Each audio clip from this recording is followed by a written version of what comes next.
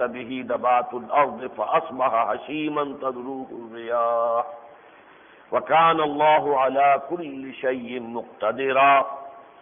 المال والبنون زينة الحياة الدنيا والباقيات الصالحات خير عند ربك ثوابا وخير أملا ويوم نسير الجبال وترى الأرض بارزة وحشرناهم فلم نغادر منهم أحدا وعرضوا على ربك صفا لقد جئتمونا كما خلقناكم أول مرة بل زعمتم أن لن نجعل لكم موعدا صدق الله العظيم رب اشرح لي صدري ويسر لي أمري واحلل عقدة من لساني يفقهوا قولي اللهم ربنا ألهمنا رشدنا وأعذنا من شرور أنفسنا اللهم أرنا الحق حقا وارزقنا اتباعه وأرنا الباطل باطلا وارزقنا اجتنابه آمین یا رب العالمین۔ میری آج کی گفتگو بھی اصل میں پچھلے جمعے کی گفتگو کے تسلسل میں ہے۔ آپ کو یاد ہوگا کہ پچھلے خطاب جمعہ کا عنوان تھا دجالی فتنہ اور سورہ کہف۔ اس کے ضمن میں جو باتیں پچھلی مرتبہ بیان ہو چکی ہیں اجمالاً انہیں ذہن میں تازہ کر لیجیے۔ سب سے پہلی بات یہ کہ دجل کے لفظی معنی ہے فریب، دھوکہ، ملمہ سازی۔ قرآن مجید میں اس مادے سے کوئی لفظ نہیں آیا۔ احادیث میں دجالوں کا تذکرہ ہے۔ ایک تو حضور نے فرمایا کہ قیامت سے قبل 30 دجال ایسے پیدا ہوں گے، سامنے آئیں گے، جن میں سے ہر شخص نبوت کا مدعی ہوگا جبکہ وہ نبی نہیں ہوگا۔ نبی تو حضور صلی اللہ علیہ وسلم آخری ہے۔ تو 30 دجال، ان میں سے جیسا کہ میں نے عرض کیا تھا 5-6 تو حضور کے زمانے ہی میں، آپ کے بعد متصل قبل حضرت ابوبکر کے زمانے میں سامنے آ گئے تھے، اور بھی جو آئے ہوں گے تاریخ میں، لیکن یہ کہ ماضی قریب کے 2 دجال جو ہیں ان سے ہم خوب واقف ہیں۔ ایک ایرانی دجال بہاءاللہ جس سے کہ بہائی مذہب شروع ہوا، اور دوسرا یہ ہندوستانی دجال غلام احمد قادیانی جس سے قادیانی مذہب شروع ہوا۔ اس سلسلے کی آخری کڑی ہوگی ایک شخص، ایک یہودی جو دجال ہے لیکن وہ دعویٰ کرے گا کہ میں مسیح ہوں۔ میں اس کے بارے میں تفصیل سے عرض کر چکا ہوں، وہ مزید تفصیل میں نہیں جاؤں گا۔ البتہ ایک اور دجال کا حدیث میں تذکرہ آتا ہے جو خدا ہونے کا دعویٰ کرے گا، خدائی کا دعویٰ کرے گا۔ اس دجال کے بارے میں ایسی احادیث بھی ہمیں ملتی ہیں کہ حضور نے فرمایا کہ اس سے بڑا فتنہ دنیا میں کبھی رونما نہیں ہوا۔ حضرت آدم کی تخلیق سے لے کر تا قیام قیامت وہ جو دجال کا فتنہ ہوگا اس سے بڑا فتنہ کوئی اور نہیں۔ اور پھر یہ بھی آپ نے فرمایا کہ یہ شخص جو ہوگا یہ جھوٹا ہوگا اور اس کے پیشانی پر کافارا لکھا ہوا ہوگا، کفر، جسے ہر مومن پڑھ لے گا، یعنی کافر نہیں پڑھ سکے گا، وہ تو اس کے دجل کے فریب میں آ ہی جائے گا، لیکن مومن جو ہے وہ پڑھ لے گا کہ اس کی پیشانی پر کفر لکھا ہوا ہے۔ خواہ وہ مومن پڑھا ہوا ہوگا، خواہ یہ کہ وہ ان پڑھ ہو، لیکن وہ پڑھ لے گا کہ اس کی پیشانی پر کافرا لکھا ہوگا۔ اس کے بارے میں جو احادیث میں نے آپ کو پچھلی مرتبہ سنائی ان کا حاصل یہ ہے کہ ایک تو یہ کہ قواعد طبعیہ، فورسز آف دی نیچر، اور ایلیمنٹس جو عناصر ہیں جن سے کہ یہ کائنات بنی ہوئی ہے، اس پر اسے بڑا غیر معمولی اقتدار اور اختیار اور تسلط اور قدرت حاصل ہو جائے، چنانچہ فاصلے اس کے لیے معدوم ہو جائیں گے۔ اس دنیا میں روئے ارضی پر کوئی بستی نہیں بچے گی جس میں وہ 40 دن کے اندر اندر جس کا چکر نہ لگا لے۔ پھر وہ جب گفتگو کرے گا تو مشرق و مغرب کے مابین بسنے والے سب لوگ اس کی بات سنیں گے۔ اس کی سواری جو ہے وہ اتنی تیز ہوگی کہ اس کی ٹاپوں کے درمیان ایک ٹاپ دوسری ٹاپ کے مابین جو ہے اتنا فاصلہ ہوگا جتنا کہ ایک رات اور دن میں بمشکل سفر طے کیا جا سکے۔ بعض احادیث میں آیا ہے کہ اس کا ایک قدم اگر مدینے میں ہوگا تو دوسرا یروشلم میں ہوگا۔ پھر یہ کہ زمین کے دریا بھی اس سے مسخر ہو جائیں گے اور زمین کی نباتات بھی مسخر ہو جائیں گے۔ وہ حکم دے گا تو دریا چلیں گے اور وہ حکم دے گا تو رک جائیں گے۔ وہ کسی بالکل بے آب و گیا زمین پر سے گزرے گا اور حکم دے گا زمین کو کہ نکال اپنے خزانے، جو نباتات تیرے اندر ہے وہ زمین نکال کر پیش کر دے گی۔ وہ آسمان کو حکم دے گا کہ بارش برسا، اور آسمان بارش برسائے گا۔ اسی طرح علاج معالجے کی انتہا کو معاملہ پہنچ جائے گا کہ مادرزاد جو نابینا ہوں گے اور جو کوہی ہوں گے ان کا بھی علاج ہو جائے گا، وہ بھی ٹھیک ہو جائے گا۔ سرجری اتنی ترقی کر جائے گی کہ ایک شخص کو وہ آری سے چیرے گا، 2 حصوں میں تقسیم کر دے گا، پھر سی دے گا، اور پھر وہ زندہ انسان ہوگا۔ پھر مردوں سے مکالمے ہوں گے، اور شیاطین ہوں گے، جنات کے جو فوت شدہ لوگوں کی شکل اختیار کر کے آئیں گے، اور وہ کہیں گے دیکھو میں تمہارا والد ہوں، میں تمہاری والدہ ہوں، دیکھو میں تمہارا دوست ہوں، پرانا دوست ہوں، اور یہ واقعتاً خدا ہے، اس کو مانو، اس کی پرستش کرو، اسے سجدہ کرو۔ اس کا نتیجہ یہ نکلے گا، بلکہ ایک اور حدیث جو میں نے سنائی تھی جس کے الفاظ یہ کہ اس کے ساتھ جو ہے 2 چیزیں ہوں گی، ایک پانی اور ایک آگ۔ تو جو لوگوں کو آگ نظر آئے گی وہ حقیقت میں پانی ہوگا، ٹھنڈا میٹھا پانی، اور جو لوگوں کو پانی نظر آیا وہ حقیقت میں آگ ہوگی۔ جو لوگ اس کے پانی کی طرف لپکیں گے وہ در حقیقت میں آپ کو دوزخ میں ڈلوائیں گے، اور جو لوگ اس کی آگ کو قبول کر لیں گے وہ در حقیقت جنت کی جو نعمتیں ہیں ان سے بہرایاب ہوں گے۔ پھر اس کا نتیجہ یہ نکلے گا کہ اچھا بھلا مومن شخص جو یہ سمجھے گا کہ میں مومن ہوں، لیکن یہ کہ اس کے دل میں جو شبہات اور شکوک یہ پیدا کر دے گا اس کے بنا پر وہ کافر ہو جائے گا۔ اور آخری بات یہ کہ آخر میں جو اس کی پیروی کے لیے نکلیں گی وہ عورتیں ہوں گی، وہ گھروں سے نکل کر باہر آ جائیں گی،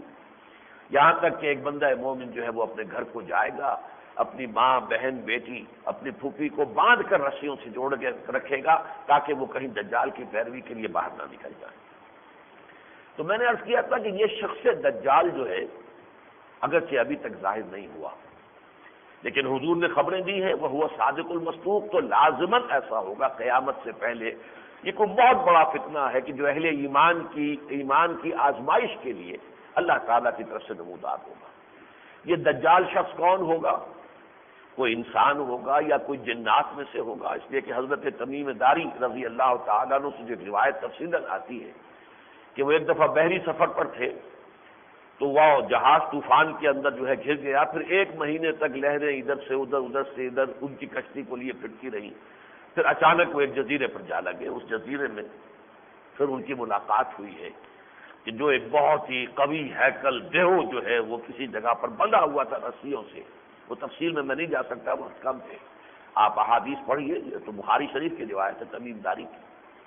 تو وہاں پہ وہ پھر بتائے گا کہ میں دجال ہوں، ابھی تو میں پابند ہوں۔ تو اس سے ایک امکان محسوس ہوتا ہے کہ وہ شیاطین جن میں سے کوئی ہے کہ جسے ابھی تو اللہ نے کہیں پابند کیا ہوا ہے، پابند سلاسل ہے، بندھا ہوا ہے،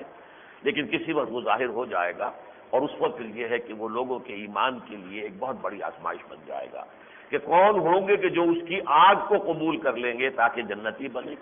اور کون لوگ ہوں گے کہ جو اس کے پانی کی طرف دبکیں گے کہ پھر یہ کہ در حقیقت میں وہ جہنم کے گڑھے کے اندر جھونک دیے جائیں گے۔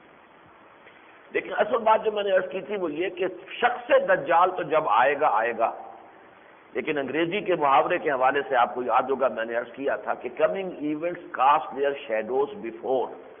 جو واقعات ابھی مستقبل کے پردے میں ہیں، ابھی رونما نہیں ہوئے، ان کے کچھ آثار ظاہر ہونے شروع ہو جایا کرتے ہیں۔ آنے والے واقعات کے سائے جو ہیں وہ ان کے ظہور پذیر ہونے سے پہلے آ جاتے ہیں۔ تو وہ سایہ جو ہے دجالی فتنہ وہ تمام و کمال اس وقت جو ہے روح ارضی کے اوپر مسلط ہو چکا ہے، اور وہ کیا ہے؟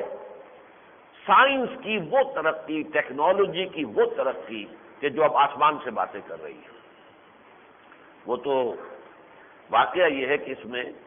حیرت ناک معاملہ ہو چکا ہے، اچھے بھلے پڑھے لکھے لوگ بھی نہیں جانتے کہ انسان کا علم آج کہاں پہنچ چکا ہے۔ انفارمیشن ٹیکنالوجی وہ اچھے بڑے لوگوں کے سمجھ سے باہر ہے جو ہو رہا ہے، جو معاملہ ہو رہا ہے اس وقت۔ وہ ساری ترقیاں ہو چکی ہیں، فاصلے ختم ہو چکے ہیں، علاج معالجہ سرجری بہت اونچی جا چکی ہے، وقت کا تو کوئی سوال ہی نہیں۔ سواری آپ کے پاس ہوائی جہاز کی ایسی ہے کہ وہ ایک ٹاپ جو ہے اگر آپ کی کراچی سے فلائٹ لاہور سے چلے اور وہ بس ایک دفعہ وہ سٹاپ اوور لے گی کہیں پہ پیرس میں یا کسی اور جگہ، اور پھر نیو یارک ہوگی، گویا کہ آدھی دنیا اس نے طے کر لی، اور سورج غروب نہیں ہوتا، اس لیے کہ وہ تو چونکہ سورج بھی ادھر ہی جا رہا ہے جدھر ہم جا رہے ہوتے ہیں، اس لیے سورج کے غروب ہونے کی نوبت ہی نہیں آتی، بلکہ یہاں سے اگر ہم چلتے ہیں صبح کے کوئی 4-5 بجے تو شام کو 4-5 بجے نیو یارک میں ہوتے ہیں، سورج ابھی موجود ہوتا ہے۔ تو یہ صورتحال جو ہے ہو چکی ہے عمل جراحی کی، پھر یہ کہ سائنس اور ٹیکنالوجی جس حد تک جا چکے ہیں۔ اب جینیٹک انجینئرنگ کا معاملہ وہ میں پچھلی مرتبہ عرض کر چکا ہوں، چیزوں کے اندر اس درجے کی ترمیم ہو رہی ہے، سیڈز جو ہیں بالکل نئے، تازہ جو ندائے خلافت آیا ہے اس میں ہمارے ایک ساتھی ہیں جو آج کل سوئٹزرلینڈ گئے ہوئے ہیں، وہ اس سے پہلے ڈاکٹریٹ کر کے آئے تھے امریکہ سے جینیٹک انجینئرنگ ہی میں، اور اب پھر گئے ہوئے کسی مزید ٹریننگ کے لیے، تو ان کا ایک خط آیا ہے جو تازہ ندائے خلافت میں چھپا ہے۔ میں نے پہلے جو آپ کو ٹرپس کے حوالے سے بتایا تھا اس میں ایک نئی بات کا اضافہ کر لیجئے کہ اب وہ ایسے بیج ایجاد کر رہے ہیں کہ جس سے جو فصل ہوگی وہ فصل آگے بطور بیج استعمال ہو ہی نہیں سکے گی، گویا کہ کاشتکار ہر حال میں محتاج رہے گا کہ وہ بیج دیں تو وہ اپنی کھیتی کو بو سکتا ہے، ورنہ نہیں۔ آج تو یہ ہے نا کہ آپ نے ایک فصل کاٹی اور اس کے بعد اسی میں سے کچھ گندم رکھ لی کہ آپ اگلے سال اس کو بولیں گے، اس کو بیج کے طور پر استعمال کریں گے، لیکن نہیں،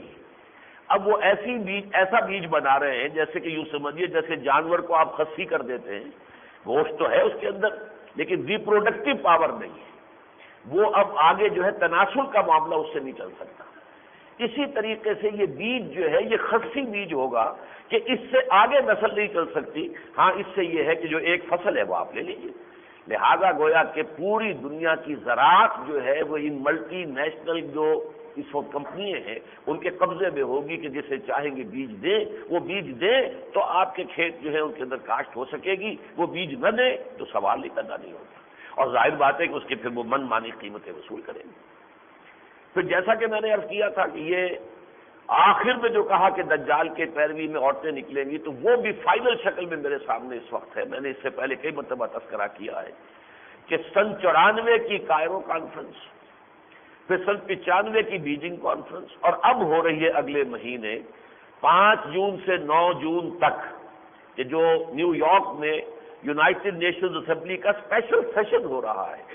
بیجنگ +5، کیونکہ 5 سال ہو گئے بیجنگ کانفرنس کو، اس میں جائزہ لینا ہے کہ ہم نے جو ایجنڈا دیا تھا اور جو پروگرام دیا تھا اس پہ کتنا عمل ہوا، کہاں کہاں اس میں کوئی جو ہے کوتاہی ہو رہی ہے، اس کوتاہی کو کیسے ختم کرے، اور وہ ایجنڈا میں تفصیل سے آپ کے سامنے بیان کر چکا ہوں کہ شرم و حیا، عصمت و عفت اور خاندانی نظام کا بیڑا غرق کر دینے والا ایجنڈا ہے۔ عورتوں کی آزادی، ویمن لب، عورت چاہے تو پروسٹیٹیوٹ بنے، آپ کو اس کے اوپر کوئی اعتراض کرنے کا حق نہیں ہے، وہ بھی ایک لیبرر ہے، جیسے کسی نے اپنی ہاتھ کی قوت استعمال کی، کسی چلائی ہے، یا کوئی اور طاقت استعمال کی دماغ کی اور بیٹھ کر دفتر میں، ایسے وہ اپنے جو بھی اللہ نے اس کو سیکس آرگنز دے رکھے ان کو وہ استعمال کر رہی ہے کمائی کے لیے، یہ بھی ایک لیبرر ہے، ورکر ہے، سیکس ورکر ہے، اس کو کسی اعتبار سے بھی آپ یہ نہ سمجھیے کہ کوئی گھٹیا کام ہے۔ اسی طرح شہوت جیسے چاہے پوری کر لی جائے، مرد مرد سے، عورت عورت سے، اور یہ کہ جیسے بھی ہو عورتیں اور مرد آپس میں کرے، اس کے اوپر کوئی قدغن کوئی پابندی نہیں ہونی چاہیے۔ ہومو سیکشول میرجز کو ریگولر میرج تسلیم کیا جانا چاہیے،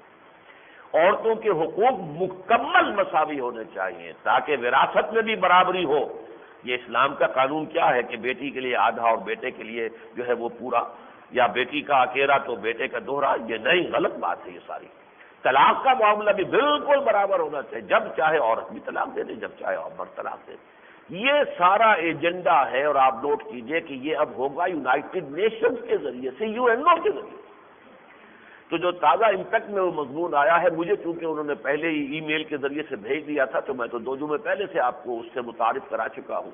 لیکن اب وہ امپیکٹ بھی آ گیا ہے، تو اس کا ہم نے جو ہے مضمون اب شائع کر دیا ہے، اور وہ 4 ورقے کی حیثیت سے یہاں پر انگریزی ایگزیکٹ جو اس کا اوریجنل ٹیکسٹ ہے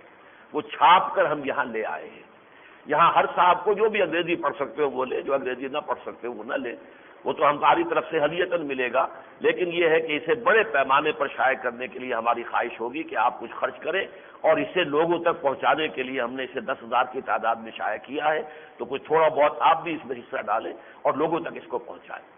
بہرحال یہ ہے وہ دجالی فتنہ کہ جو اب اپنے آخری عروج کو پہنچا چاہتا ہے۔ یہ میں نہیں کہہ سکتا وہ شخص دجال کب ظاہر ہوگا، ظاہر ہے وہ بھی یہودی ہوگا، اس لیے کہ دنیا کے رزق کے خزانوں پر وہ یہودی ہی قبضہ کر رہے ہیں۔ لہذا وہ جو صورت ہے کہ وہ جس کو جو ان کا مذہب اختیار کرے گا اور پرستش کرے گا اس دجال کی، صرف اس کو رزق ملے گا، باقی کو لیے رزق کے دروازے بند ہو جائیں گے۔ اور یہ اب بالکل انہونی بات نہیں ہے، سامنے نظر آ رہا ہے جس طریقے سے IMF نے اور ورلڈ بینک نے اور ورلڈ ٹریڈ آرگنائزیشن نے اور ٹرپس نے جس طریقے سے کہ شکنجہ جو ہے وہ اپنی پوری نوع انسانی کے گرد جو ہے اس نے کس لیا ہے، تو اس سے کوئی عجیب بات نہیں کہ کچھ عرصے کے بعد وہ شخص جو ہے دجال اکبر وہ بھی ظاہر ہو جائے۔ بہرحال اس دجالی فتنے کے ضمن میں نے عرض کیا تھا کہ ایک تو یہ ہے کہ اس کا اجتماعی سطح پر مقابلہ، اس کے لیے تو ایک ہی شکل ہے کہ کسی ملک میں اسلام کا مکمل اور کامل نظام قائم کیا جائے، اس کی برکتیں ہوں گی جو دجالی فتنے کا اصل جو ہے جواب بنے گی اور اس کا توڑ بنے گی۔ لیکن ایک ہے انفرادی سطح پر اپنے ایمان کو محفوظ رکھنے کے لیے اور دجال کے اثرات سے اپنے آپ کو بچانے کے لیے، جیسے کہ قرآن مجید میں بھی آتا قوا انفسکم واہلیکم نارا، سب سے پہلے اپنے آپ کو اور اپنے اہل و عیال کو آگ سے بچاؤ۔ علیکم انفسکم لا یضرکم من ضل اذا اهتدیتم،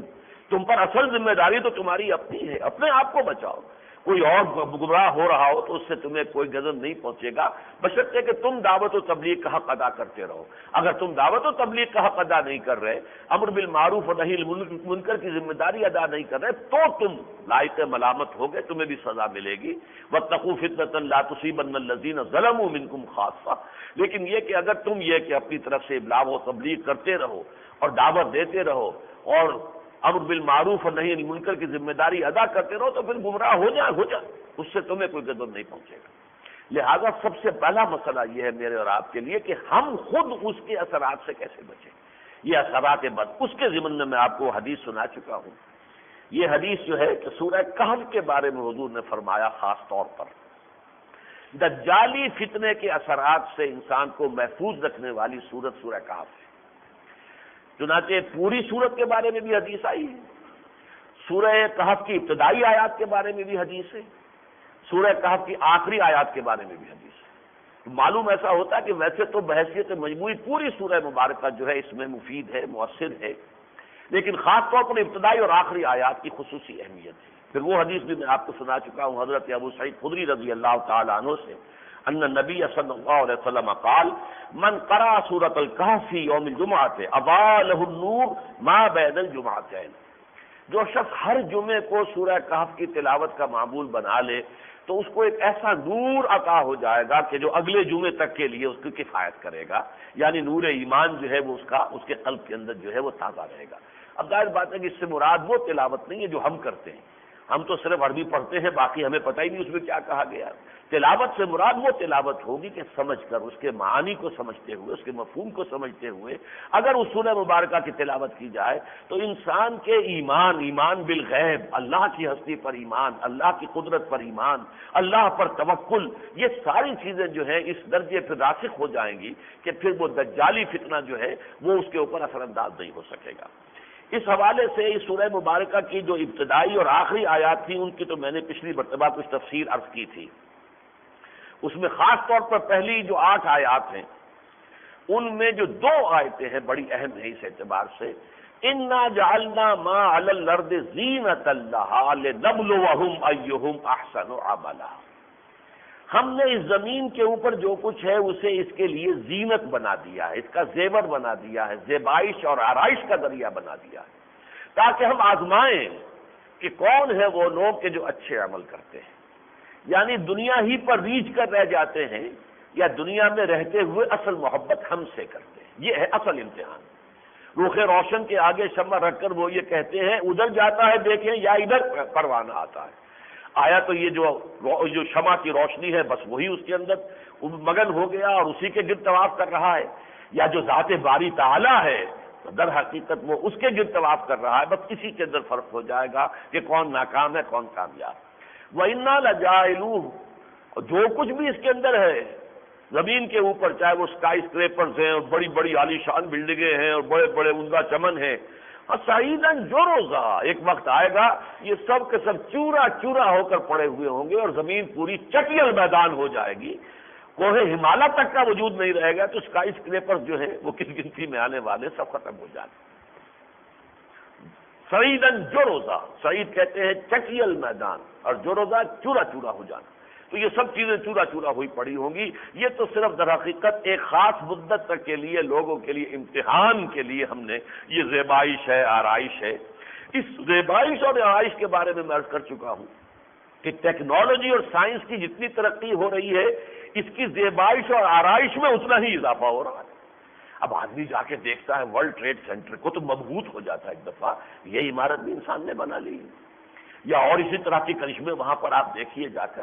تو انسان جو ہے متاثر ہوتا ہے۔ آخر انسان کے اعصاب جو ہیں وہ اس سے اثر قبول کرتے ہیں۔ تو یہ چیزیں جو ہیں جتنی ٹیکنالوجی بڑھی ہے، جتنی سائنس نے ترقی کی ہے، اب یہی بات ہے عام آدمی کے لیے، لو جی ہمارا مولوی جو ہے وہ تو استنجے کے ڈھیلے ہی جو ہے گنتا رہ گیا ہے، اور یہ لوگ دیکھو یہ تو آسمان پہ پہنچ گیا، یہ تو چاند کے اوپر ہوا ہے، ان کا جہاز جو ہے مریخ کا چکر لگا کے آ گیا ہے۔ تو اصل شے تو وہ ہے، اصل چیز تو سائنس ہے، اصل چیز ٹیکنالوجی ہے۔ یہ کیا لیے پھرتے ہیں؟ اللہ کو مانو، رسول کو مانو، آخرت کو مانو، جنت کو مانو، دوزخ کو مانو، فرشتوں کو مانو، وحی کو مانو۔ ان چیزوں کی کیا کوئی ریلیونس کیا ہے؟ ان کی کیا پریکٹیکل امپورٹنس؟ عام آدمی کا ذہن جو ہے وہ در حقیقت اسی سائنسی اور ٹیکنالوجی کی ترقی کی وجہ سے وہ دین سے روز بروز مزید برگشتہ ہو رہا ہے کہ ان چیزوں کی کوئی پریکٹیکل اہمیت نہیں ہے،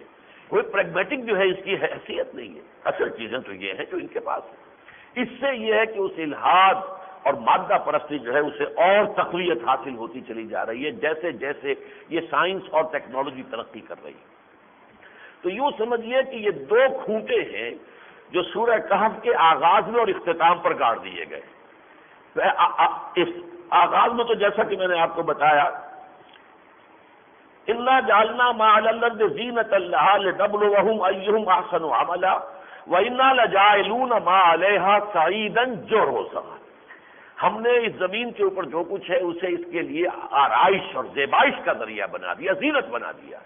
لیکن ایک وقت آئے گا کہ یہ سب چورا چورا ہو کر چیزیں بکھری ہوئی ہوں گی اور یہ سب میدان چٹکن ہوگا، اس لیے کہ یہی حشر ہونا ہے۔ اذا دکت الارض دکن دکم وجاء ربکم الملک صفا صفا، وہیں پر پھر ہماری حاضری بھی ہوگی۔ آخر میں دو آیتیں پھر آئیں جو اس کا منطقی نتیجہ ہے۔ جو اس زیبائش اور آرائش کے اندر مفتون ہو کر رہ گئے، بیج کر رہ گئے، انہی کے ہو گئے، اسی کی بھاگ دوڑ، اسی کی طلب، اسی کے لیے جد و جہد، صبح سے شام تک اسی کی فکر، اور اس میں حلال کو بھی ختم، حرام کو بھی ختم، ساری قیود اور حدود جو ہے شریعت کی اور دین کی وہ سب بھی جو ہے پامال، تو ظاہر بات ہے کہ ان کے بارے میں فرمایا قُلْ هَلْ نُنَبِّئُكُمْ بِالْأَخْسَرِينَ أَعْمَالًا، اے نبی ان سے کہیے ہم بتائیں تمہیں سب سے زیادہ خسارے میں رہنے والے کون ہیں؟ اپنی دنیاوی بھاگ دوڑ تو سب کر رہے ہیں، لیکن سب سے زیادہ خسارے میں کون ہیں؟ الذین ضل سعیہم فی الحیات الدنیا، وہ لوگ کہ جن کی بھاگ دوڑ، سعی و جہد، محنت و مشقت دنیا کی زندگی ہی میں گم ہو کر رہ گئی، کھوئی گئی دنیا ہی کے اندر، عاقبت کے لیے کوئی محنت ہی نہیں کی، اس کے لیے کوئی جد و جہد ہی نہیں کی، آخرت کے لیے کوئی کمائی ہی نہیں کی، سارا کچھ جو ہے وہ صرف اس دنیا کے لیے۔ الذین ضل سعیہم فی الحیات الدنیا وہم یحسبون انہم یحسنون صنعا، اور پھر کہ اس سے بالا تر بات یہ ہے کہ وہ سمجھتے ہی ہیں کہ ہم تو بہت اچھے کامیاب جا رہے ہیں، ہم نے محنت کی تو کاروبار ہمارا جم گیا، ہماری پہلے ایک دکان تھی آج 3 دکانیں ہیں، ہمارا پہلے 1 مل تھا آج 10 ہمارے مل چل رہے ہیں، وہ یہ سمجھ رہے کہ ہم کامیاب ہو رہے ہیں۔ پہلے میں کبھی کہیں جو ہے وہ کسی جگہ پر کسی میونسپل کارپوریشن کا یا جو بھی کاؤنسل ہوتی ہے اس کا میں رکن تھا، اس کے بعد میں آ گیا ہوں، دیکھو MP بن گیا ہوں، اس کے بعد آگے جو آ کر میں MLA بن گیا ہوں، مجھے وزارت بھی مل گئی ہے، تو میں تو انہم یحسنون صنعا، ساری جد و جہد جو ہو رہی ہے دنیا کے لیے، اور اس میں ظاہر بات ہے کہ اللہ کا قانون یہی ہے، من کان یرید العاجلۃ عجلنا له فیہا ما نشاء لمن نرید ثم جعلنا له جہنم یصلاها مذموما مدحورا، جو طالب بن جاتا ہے دنیا کا، ہم دنیا ہی میں اسے کچھ نہ کچھ دے دیتے ہیں، جس کو چاہیں جتنا چاہیں دے دیتے ہیں، اس کو وہ سمجھتے ہیں اپنی کامیابی، لیکن اس کے بعد ان کے لیے جہنم ہی جہنم رہ جائے گی، آخرت میں کچھ نہیں ہوگا، آخرت کے لیے کچھ کمایا ہی نہیں، آخرت کے بینک میں کچھ ڈپازٹ کرایا ہی نہیں، تو وہاں کہاں سے کیش کرا لیں گے آپ جا کر، وہاں کچھ نہیں ملے گا، وہاں تو پھر یہ کہ دھکے دیے جا کر جہنم میں گرا دیے جائیں گے۔ اس کے بعد میں نے اشارہ کیا تھا پچھلی مرتبہ، لیکن آج ذرا میں تفصیل سے عرض کرنا چاہتا ہوں کہ یہ 2 کھوٹے جو اس سورہ مبارکہ کے آپ ابتدا میں اور پھر انتہا پر ہیں۔ اس کے ساتھ ہی جو ہے آپ درمیان میں بھی دیکھیے ایک آیا موقع حضور سے خطاب۔ اب ظاہر بات ہے کہ دنیا میں جن کے پاس دولت تھی، ظاہر چمک دمک تھی، تو حضور ان کی طرف کچھ التفات زیادہ فرماتے تھے کہ یہ اگر ایمان لے آئیں گے، اگر ابو جہل ایمان لے آئے تو اہل ایمان کو تقویت حاصل ہوگی، وہ بڑا سردار ایمان لے آئے، عمر ایمان لے آئے، جب تک کہ وہ ایمان نہیں لائے تھے تو حضور دعائیں کرتے تھے نا کہ اللہ عمر بن الخطاب یا عمر بن ہشام میں سے کسی کو تو میری جھولی میں ذرا ڈال دے، ایک کو تو ضرور ہی ڈال دے۔ تو اللہ تعالیٰ نے وہ دعا قبول کر لی حضور کی، اور حضرت عمر جو ہے پھر عمر بن الخطاب سے آگے بڑھ کر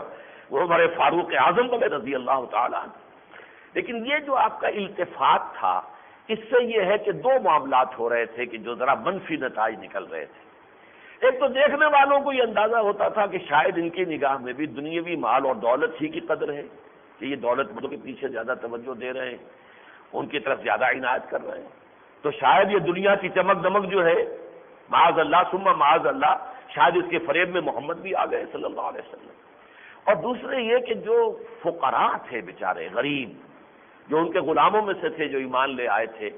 ان کے اندر ایک احساس محرومی پیدا ہو رہا تھا کہ حضور کی توجہ اور عنایت ہماری طرف اتنی نہیں ہے جتنی کہ ان بڑوں کی طرف ہے، سرداروں کی طرف ہے، چودھریوں کی طرف ہے، دولت مندوں کی طرف ہے، سرمایہ داروں کی طرف ہے۔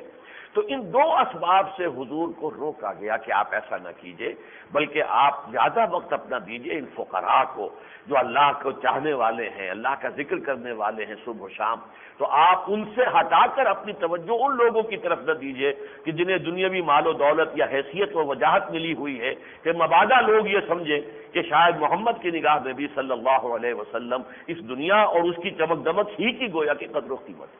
یہ مضمون ہے جس میں پھر وہ الفاظ آئیں گے، وَاتْلُ مَا أُوحِیَ إِلَیْکَ مِن کِتَابِ رَبِّکَ، اے نبی آپ پڑھتے رہا کیجئے، تلاوت کیا کیجئے جو بھی آپ کی طرف وحی کی گئی ہے کتاب میں سے، آپ کے رب کی کتاب میں سے، لا مبدل لکلماتہ، اس کی باتوں کا کوئی بدلنے والا نہیں ہے، اس کی اپنی مشیت ہے، اس کی اپنی پلاننگ ہے، کون ایمان لائے گا کون نہیں لائے گا وہ جانتا ہے، کون کب ایمان لائے گا وہ جانتا ہے، کب یہ اللہ تعالیٰ کی طرف سے نصرت آئے گی اس کے علم میں ہے۔ وَلَن تَجِدَ مِن دُونِهِ مُلْتَحَدًا، اور آپ اللہ کے سوا کوئی اور اپنے لیے پناہ گاہ نہیں پائیں گے، آپ کو تو بس پناہ ملے گی تو اللہ کے دامن میں ملے گی۔ وَاصْبِرْ نَفْسَكَ مَعَ الَّذِينَ يَدْعُونَ رَبَّهُمْ بِالْغَدَاةِ وَالْعَشِيِّ، اور روکے رکھیے اپنے آپ کو ان لوگوں کی رفاقت اور معیت میں کہ جو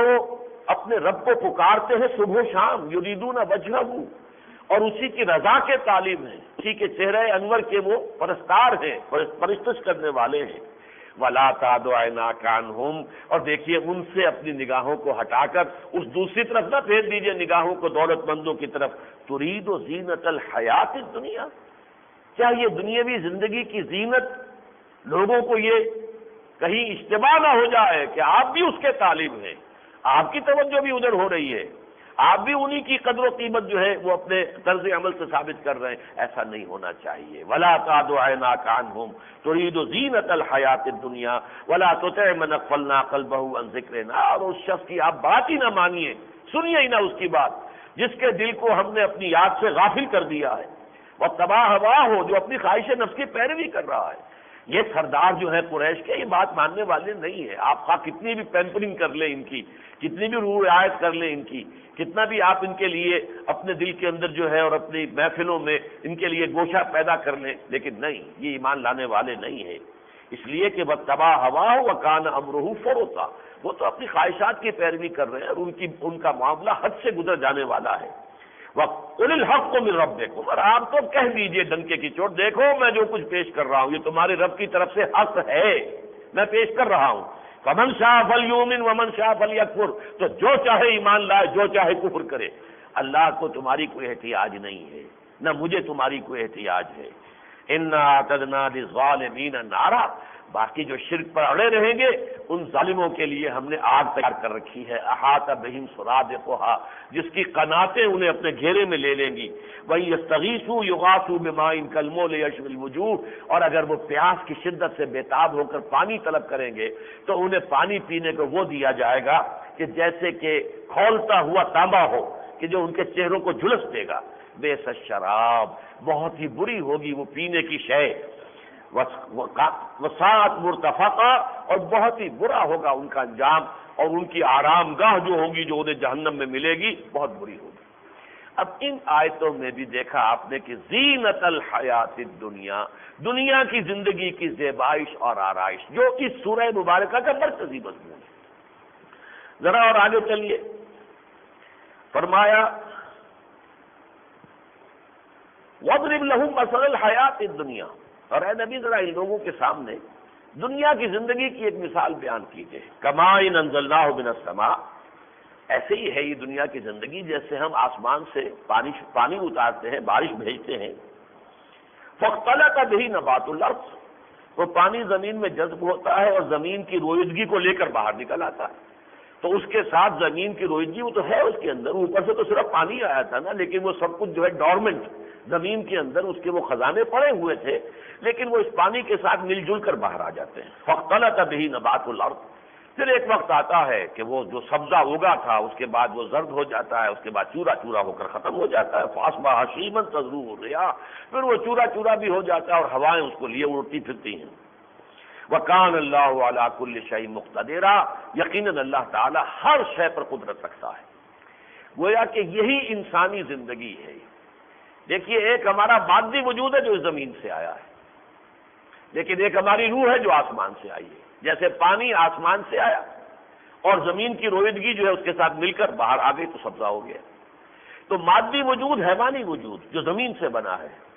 اور روح جو آسمان سے آئی ہے، ان دونوں کے امتزاج سے یہ میرا اور آپ کا وجود ہے۔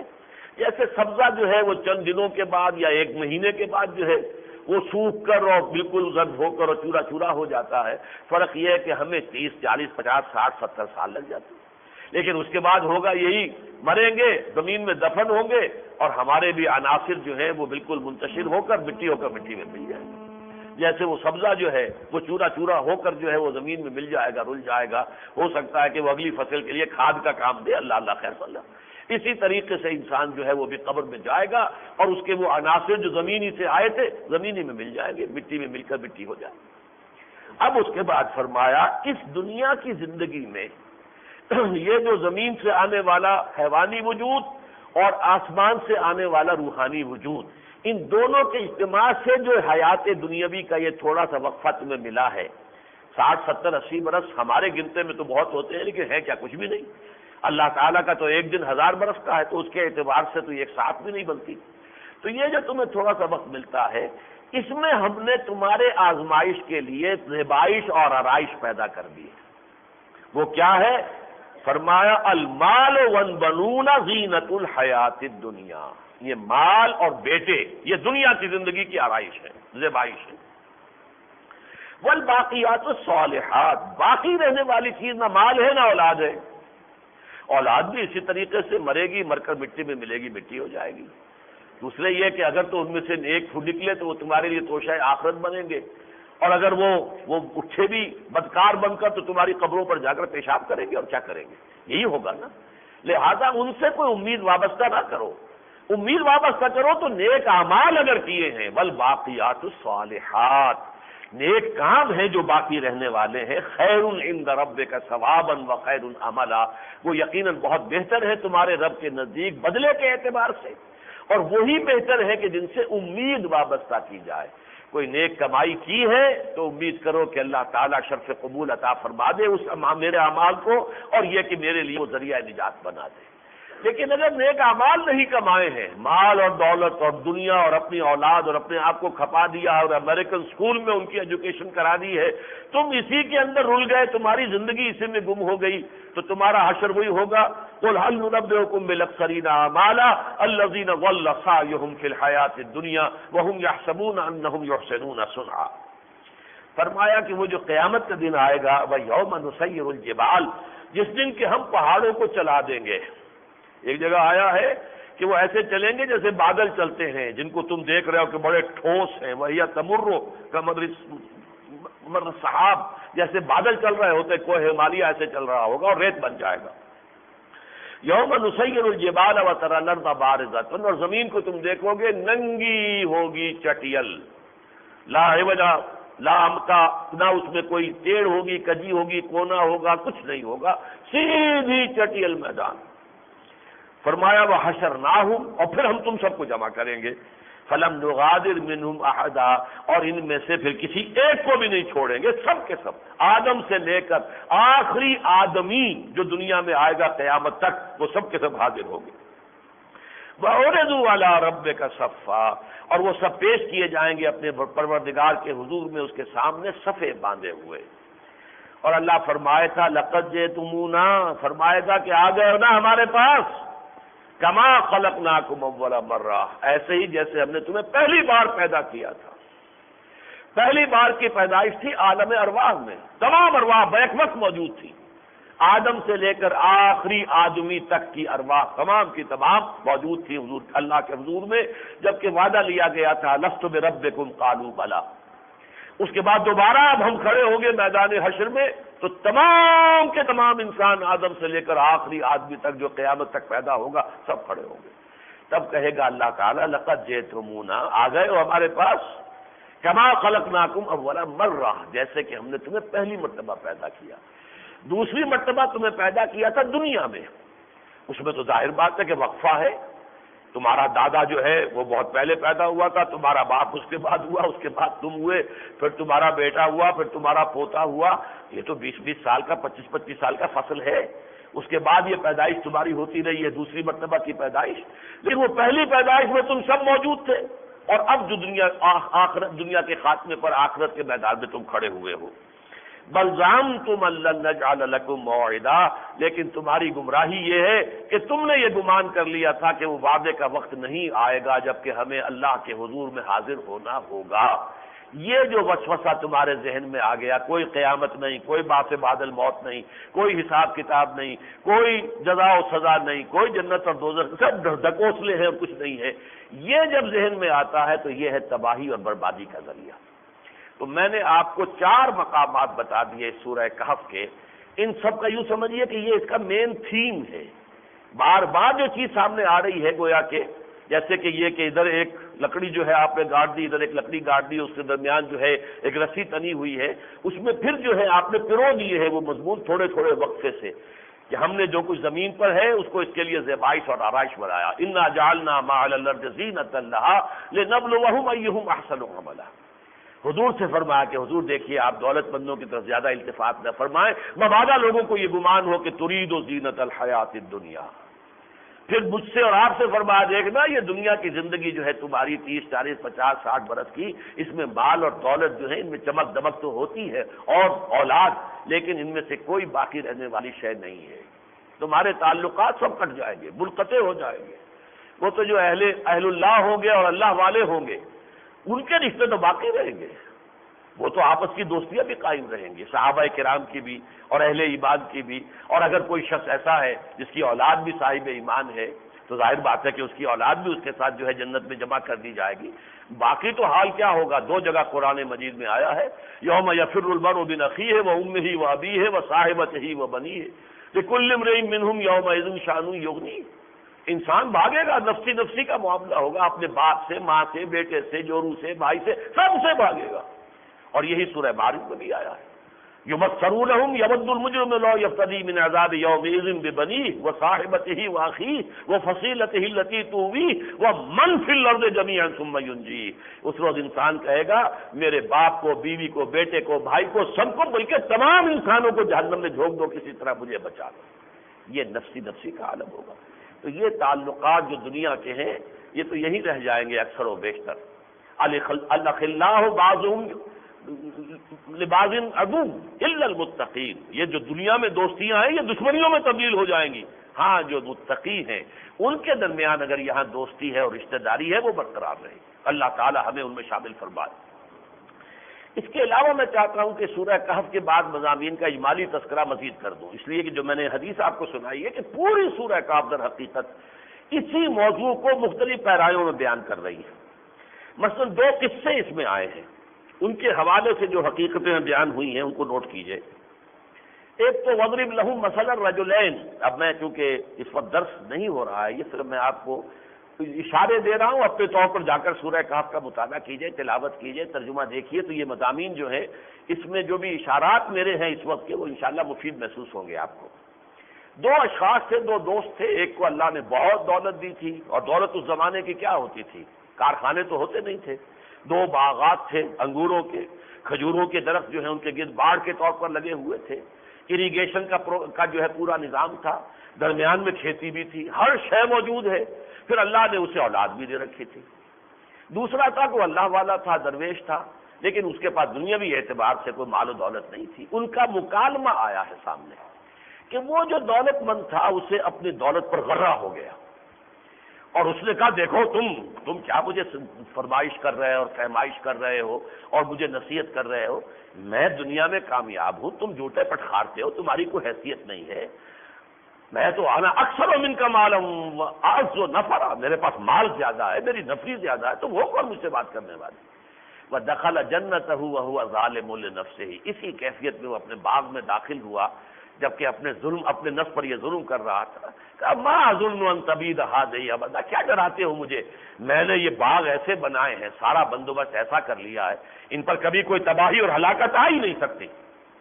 وما اظن الساعة قائمة ولئن رددت الى ربي لاجدن خيرا منها منقلبا، اور مجھے کوئی گمان نہیں ہے کہ قیامت ہونے والی ہے،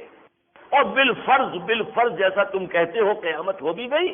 تو پھر میرے رب نے اگر یہاں مجھے یہ سب کچھ دیا تو وہاں بھی دے گا، اور تم جیسے یہاں پر جوتیاں پٹخار رہے ہو ویسے وہاں پر جوتیاں پٹخارو گے، تمہارا وہاں بھی کوئی حشر جو ہے اچھا نہیں ہوگا۔ اس کے جواب میں اس نے کہا قال له صاحبه وهو يحاوره اکفرت بالذی خلقک من تراب ثم من نطفة ثم سواک رجلا، اس نے کہا اس اللہ والے نے کہ تجھے کیا ہو گیا ہے، اللہ کا کفر کر رہے ہو، جس نے تمہیں مٹی سے بنایا، پھر نطفے سے بنایا، پھر پورا انسان بنا کے کھڑا کر دیا، یہ سارا کچھ اسی کا دیا ہوا ہے۔ لولا اذ دخلت جنتک قلت ما شاء اللہ لا قوت الا باللہ، کیوں نہ ایسا ہوا کہ جو اب تو اپنے جنت میں داخل ہوا تھا تو تو کہتا کیا اللہ تعالیٰ کی شان ہے، اللہ کی دین ہے، جو اللہ نے چاہا ہے، اللہ کا بڑا فضل و کرم ہے، یہ کہتا ماشاء اللہ کے الفاظ سے جملے زبان پر آتے، مبادہ یہ کہ تو نے یہ سمجھا کہ بس میں نے سارا بندوبست کر رکھا ہے، یعنی تیرا سارا توکل اور دار و مدار اور انحصار مادی اسباب و وسائل پر ہے۔ ہو سکتا ہے کہ میرا رب مجھے تو تیرے اس باغ سے کہیں بہتر باغ عطا کر دے اور تیرے اس باغ کو جو ہے ہلاک کر دے، برباد کر دے۔ اس اللہ والے کی زبان سے نکلے ہوئے یہ الفاظ جو ہیں صحیح ہو گئے، اللہ تعالیٰ نے ان کے دونوں باغات کو غارت کر دیا۔ اس کے بعد الفاظ آتے ہیں فَأَصْبَحَ يُقَلِّبُ كَفَّيْهِ عَلَى مَا أَنفَقَ فِيهَا وَهِيَ خَاوِيَةٌ عَلَى عُرُوشِهَا وَيَقُولُ يَا لَيْتَنِي لَمْ أُشْرِكْ بِرَبِّي أَحَدًا، اب وہ رہ گیا اپنی ہتھیلیاں ملتا ہوا، میں نے تو اس پر بڑی انویسٹمنٹ کی تھی، بڑی محنت کی تھی، اتنے سال میں یہ باغ لگایا تھا، وہاں سے پودے لے کر آیا تھا، میں نے کیا کچھ کیا تھا، میں نے اس کے لیے اریگیشن کا سارا نظام کیا تھا، میں تو برباد ہو گیا، تباہ ہو گیا، کاش کہ میں نے اپنے رب کے ساتھ شرک نہ کیا ہوتا۔ یہ ہے آج کے دور کا شرک۔ اس پورے رکوع میں کسی دیوی کا، کسی دیوتا کا تذکرہ نہیں، تذکرہ ہے تو رب کا ہے۔ وَلَئِن رُدِدتُّ إِلَىٰ رَبِّي لَأَجِدَنَّ خَيْرًا مِّنْهَا مُنقَلَبًا، اگر میں لوٹا ہی دیا گیا اپنے رب کی طرف، واقعی اگر آخرت ہو گئی، باقی بعد الموت ہو گئی، تو مجھے وہاں بھی میرا رب جو ہے دے گا، کسی اور دیوی دیوتا کا، لات کا، عزا کا، منات کا، کسی کا ذکر نہیں۔ لیکن چونکہ سارا دار و مدار توکل مادی اسباب و وسائل پر تھا، یہ ہے شرک۔ آج کے دور کا شرک یہ ہے، اس لیے کہ اللہ کی پرستش کرتے ہو تو صرف اللہ پر توکل ہونا چاہیے، مادی وسائل استعمال کرو، برتو، متاع ہے، یہ متاع الحیات دنیا ہے، برتنے کی چیزیں ہیں، برتو، لیکن توکل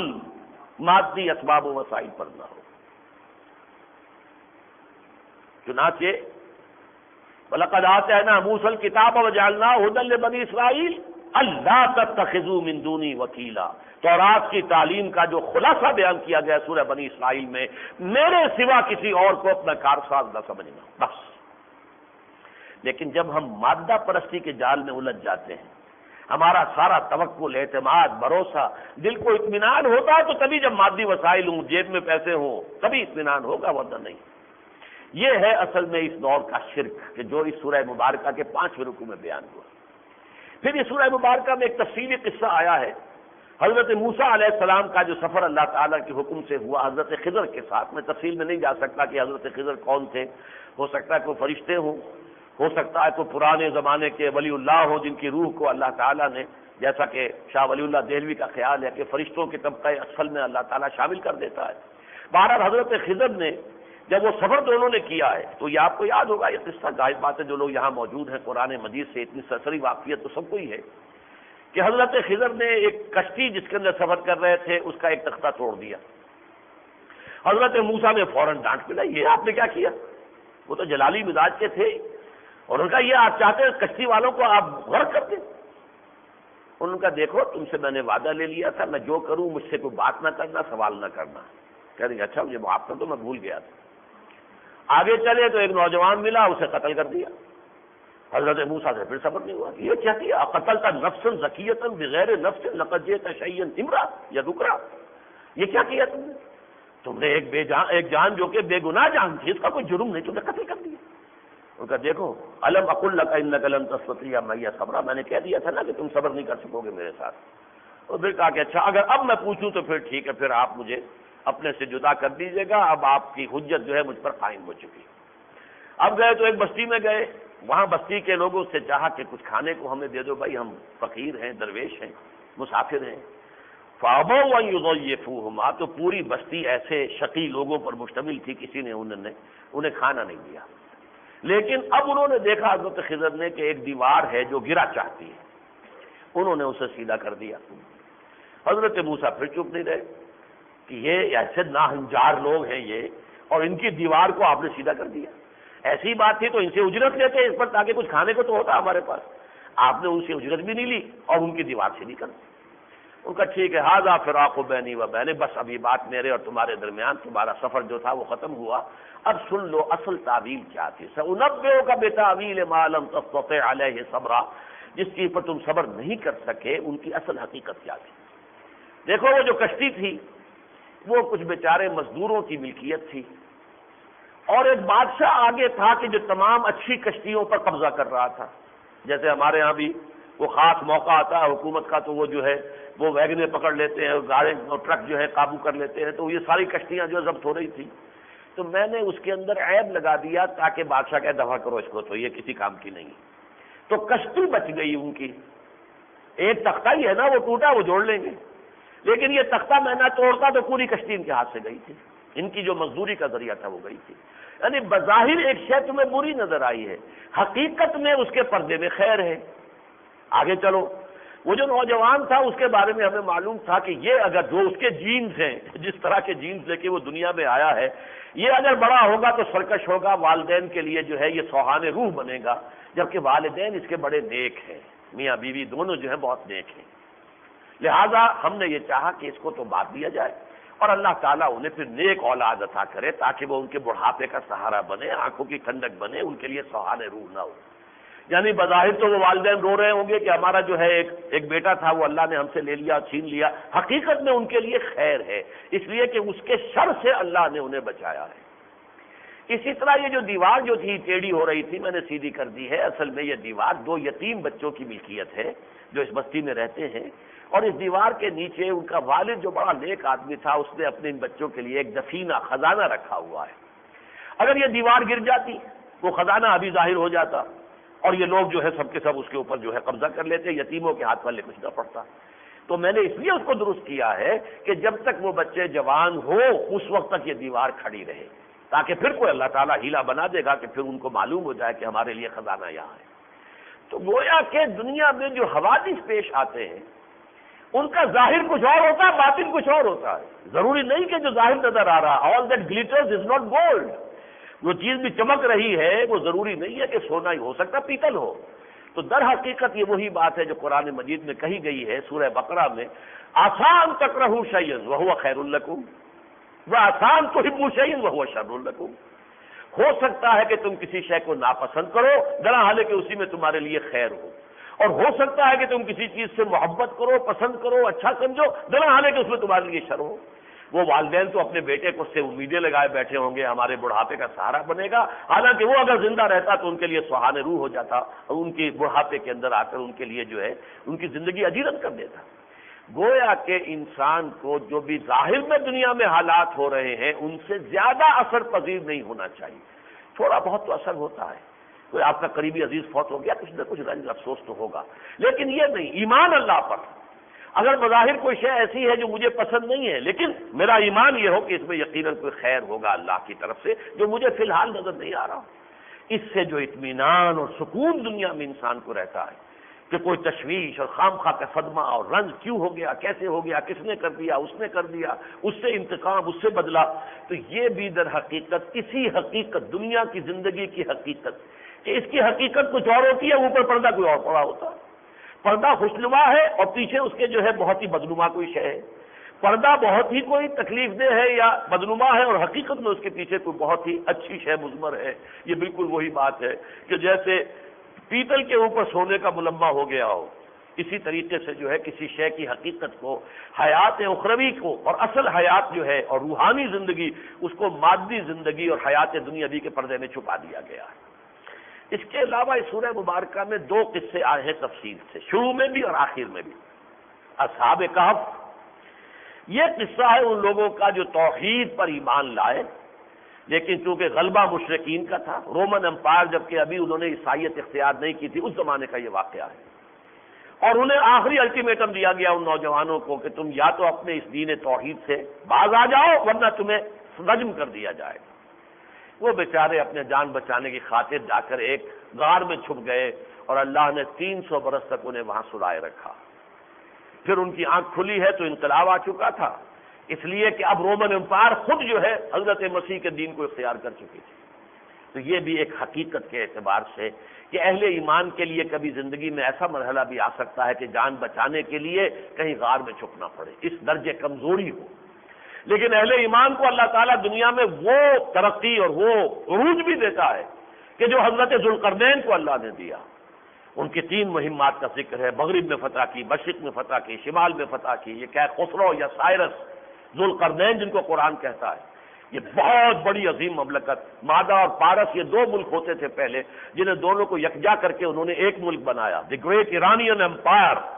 اس میں یہ سائرس یا کیخورس جس کا 2500 سالہ جشن جو ہے سابق جو شہنشاہ تھے ایران کے انہوں نے منایا تھا، اس لیے کہ وہ یہ اس امید میں تھے کہ ایران کی وہی عظمت و سطوت پارینہ جو ہے وہ دوبارہ لوٹ کر آئے گی اور میں بہت بڑا شہنشاہ بنوں گا. لیکن یہ کہ ان کا حشر تو خیر بہت برا ہوا ہے. لیکن یہ کہ خسرو کا معاملہ یہ ہے کہ اللہ نے ان کو وہ دنیا میں اقتدار دیا. تو گویا کہ اہل ایمان کو ہر حالت کے لیے دنیا میں تیار رہنا چاہیے. ایسا بھی ہو سکتا ہے کہ ان کے اوپر آزمائش آئے، سخت آزمائش آئے، جان بچانا جو ہے مشکل ہو جائے. ایسا بھی ہو سکتا ہے کہ اللہ تعالیٰ جو ہے غلبہ عطا کر دے، سطوت اور سلطنت عطا فرما دے، دنیا میں خلافت عطا فرما دے. لَيَسْتَخْلِفَنَّهُمْ فِي الْأَرْضِ. اور میں آج جب یہ نوٹ کر رہا تھا تو مجھے اچانک خیال آیا کہ دیکھیے حضور کی زندگی میں صلی اللہ علیہ وسلم یہ دونوں کیفیتیں جمع ہوئی. 3 دن تک آپ غار ثور میں روپوش رہے جان بچانے کے لیے. رہے کہ نہیں رہے؟ روپوش تھے نا. وہ 300 برس ہے اصحاب کہف کے. وَلَبِثُوا فِي كَهْفِهِمْ 300 سِنِينَ وَازْدَادُوا 9. اگر وہ سولر کیلنڈر سے لیں تو 300 برس تھے، لینر سے لیں تو 309 برس ہے. اب جو چاند کا حساب ہے تو یہ 3 دن اور رات حضور بھی روپوش رہے. تو یہ گویا کہ اصحاب کہف کا ایک نقشہ، ایک جھلک حضور کی زندگی میں. پھر آپ 10,000 اپنے صحابہ کے ساتھ فاتح کی حیثیت سے مکے میں داخل ہوئے. 8 ہی برس بعد کی بات ہے، 10 رمضان المبارک سن 8 ہجری کو. اور اس پر عظیم مملکت. اس کے بعد جب آپ کا انتقال ہوا تو پورا جزیرہ نمائے عرب جو ہے وہ در حقیقت آپ کے زیر نگیں تھا. کون تھے اس وقت خلیفۃ اللہ فی الارض؟ کون تھے؟ محمد الرسول اللہ صلی اللہ علیہ وسلم. تو یہ حقائق ہیں کہ یہ اگر پیش نظر رہیں تو آدمی ظاہر سے دھوکہ نہیں کھاتا، دنیا کا دیوانہ نہیں بنے گا، دنیا پر نہیں ریجھے گا. دنیا میں رہو، جو چیزیں ہیں برتو، سب کچھ کرو، لیکن دل نہ لگاؤ، توکل نہ کرو ان چیزوں کے اوپر، ان سے محبت نہ کرو. تمہارا مطلوب و مقصود صرف اللہ کی ذات ہو اور آخرت کی نجات ہو، اور اس کے سوا تمہاری زندگی میں نسب العین کے درجے میں کوئی شے نہ آئے. بس یہی اصل ہے وہ بات دین کی کہ سورہ کہف کے مختلف جو چیزیں ہیں ان کے حوالے سے مختلف پیرایوں میں کہیں قصے، کہیں تمثیل، کہیں صریح الفاظ کہ یہ دنیا کی زیبائش اور آرائش پر ریجھ نہ جانا، اسی میں گم ہو کر نہ رہ جانا. بلکہ یہ کہ اس میں رہتے ہوئے بازار سے گزرا ہوں، خریدار نہیں ہوں۔ کن فی دنیا کا انکا غریب اور عابر السبیل، دنیا میں ایسے رہو جیسے کہ اجنبی ہو یا راہ چلتے مسافر ہو۔ راستے سے کیا تعلق ہوتا ہے آدمی کو، اسے تو اپنی منزل پر جانا ہے، یہ دنیا تو سوائے راستے کے اور کچھ نہیں۔ اب جو حالات حاضرہ ہیں ان کے ضمن میں پہلی بات تو میں یاد کرنا چاہتا ہوں کہ خراج تحسین پیش کرنا چاہتا ہوں اس وقت کے جو چیف ایگزیکٹو ہیں ہمارے جنرل پرویز مشرف صاحب کے، انہوں نے بہت دانش مندی کا مظاہرہ کیا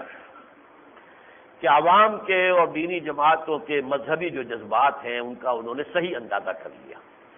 واقعہ یہ ہے کہ ایک فوجی جرنیل سے اس کی توقع کم ہوتی ہے، لیکن واقعہ یہ ہے کہ اس میں انہوں نے ایک بڑے بالغ نظر سیاستدان کا رول اختیار کیا ہے کہ اس میں اپنی کسی انا کو آڑے نہیں آنے دیا، بلکہ صاحب دیکھ لیا کہ عوام کے تیور کیا ہے، لہذا انہوں نے اس کے آگے سر تسلیم خم کر دیا، اور وہ جو توحید رسالت کا قانون ہے اس کے ضمن میں جو تھوڑی سی ترمیم کرنا چاہ رہے تھے، ابھی قانون میں نہیں، اس کے پروسیجر میں، لیکن پتہ چل گیا تھا لوگوں کو کہ یہ کہاں سے تار ہلائے جا رہے ہیں، باہر کا یہ دباؤ ہے جس کے تحت جو ہے اگر ایک قدم اٹھ گیا تو پھر اگلا بھی ہوگا، لہذا یہ کہ عوام نے جو اس کے خلاف رد عمل ظاہر کیا ہے، اور اس کا کریڈٹ میں سمجھتا ہوں سب سے بڑھ کر جو ہے جماعت اہل سنت کو جاتا ہے، اگرچہ اس میں بہتی گنگا میں ہاتھ تو دوسرے بھی دھو رہے ہیں، لیکن واقعہ یہ ہے کہ اس معاملے میں جو مضبوط موقف اختیار کیا ہے، اور ان حضرات نے ہی، دوسرے کچھ بریلوی مکتب فکر کے علماء اور طبقات نے بھی ساتھ دیا ہے، لیکن جماعت اہل سنت کو میں سمجھتا ہوں کہ سب سے بڑا کریڈٹ جاتا ہے جس کو کہ تسلیم کیا جانا چاہیے۔ لیکن یہ کہ پرویز مشرف صاحب کا بھی ہمیں ممنون احسان ہونا چاہیے کہ انہوں نے کسی ہٹ دھرمی کا اور کسی اپنی جھوٹی انا کا معاملہ سامنے نہیں آنے دیا۔ البتہ اب ہمارے ہاں خاص طور پر جو ملی یکجہتی کونسل بنی ہوئی ہے، اس نے چونکہ ایک لمبا چوڑا چارٹر دیا ہے، میرے پاس لکھے ہوئے ہیں سارے ان کے جو تقاضے اور مطالبے ہیں، انہوں نے ان تمام کو شامل کر کے کہا ہے، اور آج کے دن کے بارے میں یہ دو طبقات کا مختلف آپ کے سامنے اخبارات میں آیا ہے کہ جن لوگوں نے تو کہا ہے کہ ہماری ڈیمانڈ یہی تھی وہ پوری ہو گئی ہے، یوم تشکر مناؤ، آج اللہ کا شکر ادا کرو کہ بات ٹھیک ہو گئی۔ میں ان کے ساتھ اس اعتبار سے شریک ہوں کہ میں نے بھی شکر ادا کیا اللہ کا بھی کہ کوئی مزید خوریزی ہوتی، تحریک بڑھتی اور تصادم ہوتا، تو اگر پرویز مشرف صاحب نے رائٹنگ آن دی وال کو پڑھ لیا تو بہت اچھی بات ہے، اللہ کا بھی شکر کریں، ان کا بھی شکریہ ادا کریں۔ لیکن باقی یہ کہ اس سے آگے جو کہتے ہیں نہیں ہڑتال ہوگی جب تک کہ سارے مطالبات تسلیم نہیں ہوں گے، اور اس میں در حقیقت کچھ سیاسی طالع آزما جو ہیں وہ اس طرح کی فضا پیدا کرنے کی کوشش کر رہے ہیں کہ ایک طرف تاجر لوگ جمع ہو جائیں تو کچھ مولوی حضرات جمع ہو جائیں، کچھ سیاسی لوگ جمع ہو جائیں،